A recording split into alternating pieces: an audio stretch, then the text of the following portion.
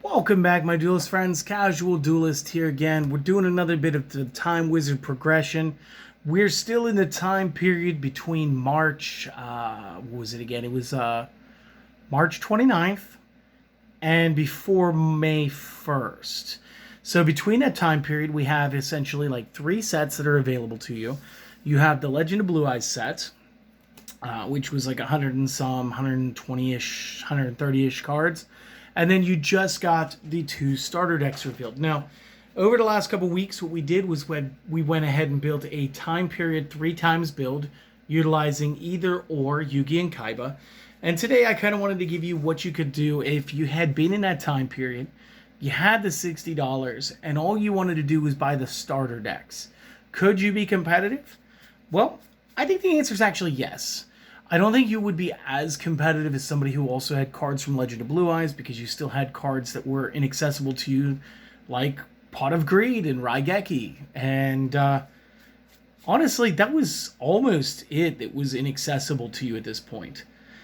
So let's just get it. So offensive options, you get to use the Battle Oxes, the Law Jins, and the Neo the Magic Swordsman. So these 9 monsters make up the top tier of 4-star power at this point in time, as 2 of them are 17s, and Law Jin has got the 1800, and he is locked up for the toughest.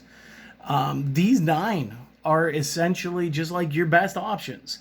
Could you play other things? Could you play like Great White? Sure. Yes, you can. The only way that you can make it a little bit better is, again, Legend of Blue Eyes. We had the Umi spell card.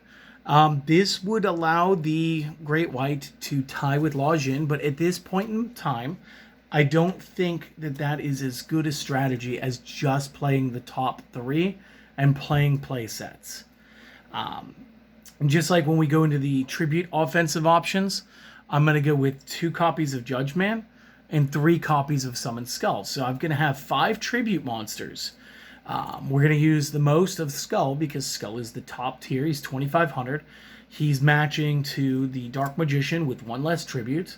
And the Judge Man is a fine runner-up.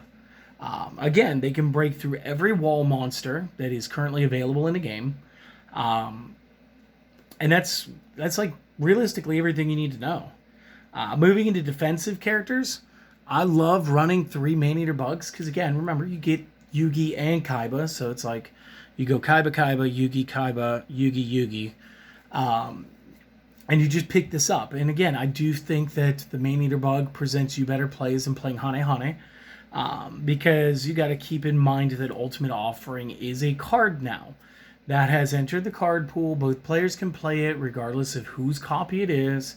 As long as you got the 500 points to pay, you can play. So that's fair. And then for defensive option outside of the Maneater Bug, I'm going 3 Walls of Illusion. And the reason I'm going to go with the Wall of Illusion is simple.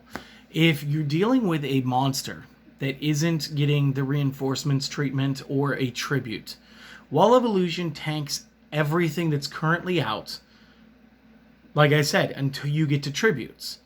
So again, Law Jin, you're going to take 50 points in Trampoline. Like, I'm literally going to pop you back into the hand. Same thing with Neo, same thing with Battle Ox. It's just going to be 150 instead.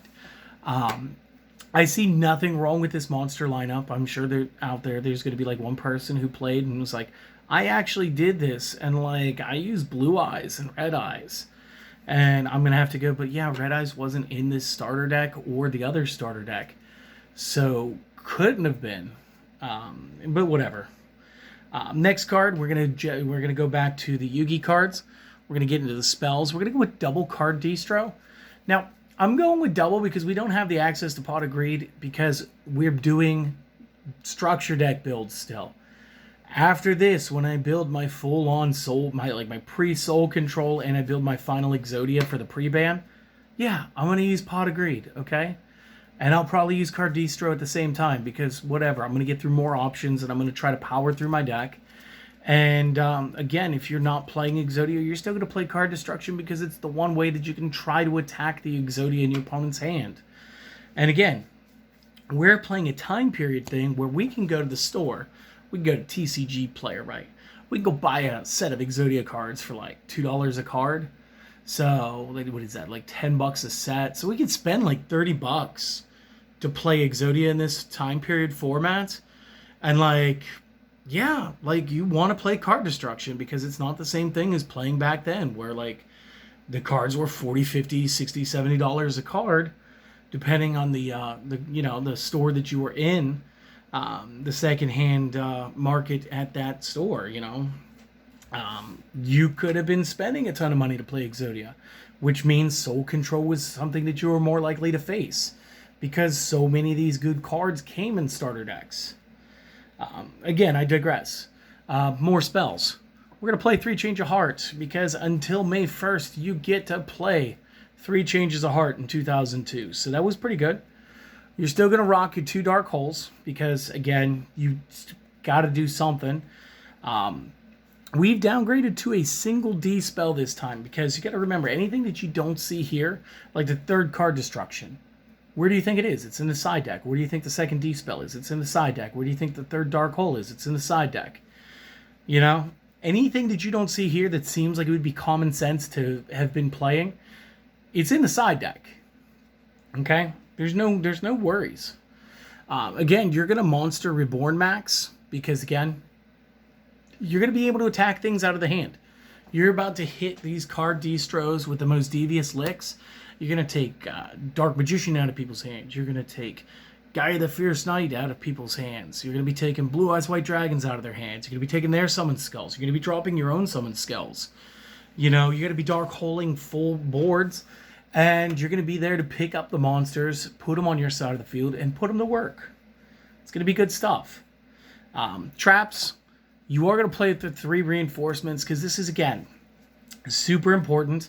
And, eventually, like this battle tricking, like these stat tricking cards, they don't matter as much until they're like super type dependent, like archetypes. Like, I know I always say, like, play honest in things like Counter Fairies and Lightsworn. And it's just because it's like a good option. It's like, why wouldn't you? But like, you won't play something like Reinforcements for very long until better options come out. And battle tricking doesn't matter anymore. Moving forward, 3 Trap Holes. Again, we want to see the best plays that can be made. Everybody else should be playing about the same thing that we're playing. And you know what? If they change a heart, take my monster, they play their skull, I want to see it go in the hole. Okay? I don't want to fight it. I don't want to wait a turn. I don't want my Wall of Illusion to throw it back and trampoline to hand. I don't want that. I just want it off the field. Because it's going to wreck a lot of damage. I'm going with the single ultimate offering this time around. Because again, I tried to keep this as close to 40 as possible. I want to say this was exactly 40 or it's 41.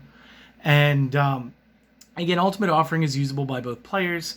If I'm not playing it, chances are my opponent's playing it. I could still pay the 500 and use their copy. That's fine. And then last card, I'm going to drop 2 Wabakus. Because again, there's going to be times where you can't battle trick. You're not going to be able to use reinforcements. But your opponent may not either. If you're like, yeah, I'm just going to run my Lojin into yours. They're going to be like, oh, okay, cool. So we're going to we're just going to tie and I'll take that 17. And you're like, no, when I activate Wabaku, my monster doesn't take battle damage. I don't take battle damage. My monster's saved. Yours isn't. And I'm still going to punch through. And that's what you're going to do. You're just going to play that way. Again, no real extra decks during this time period. Unless you were playing Gaia, there's no reason to have an extra deck yet. And I think Metal Raiders might be the first time I'm tempted to play one, but I don't remember ever really going for the Black Skull Dragon. I had like one friend who did it. And even with his amount of resources, he just had bad luck. He never pulled one until it was in one of the collector's tins. So, rip on the luck. But this is the 3 times both starter decks builds in the time period of, like I said, end of March 2002 through all of April 2002. When we come back to this, we are going to finally upgrade my vanilla beater to something that's going to look very close to this, because this was just structure deck challenges. And then we will upgrade the Exodia, and then we're actually going to play all these crazy builds. and Celestial will be back to help us get all of that done. So, till next time, if we amused you guys, if you enjoyed the little history lesson deck here, consider supporting us. Like, comment, sub, do the things, and do the one most important thing. I want you guys to go out and have an excellent day. Okay, so till next time, peace and have a great one.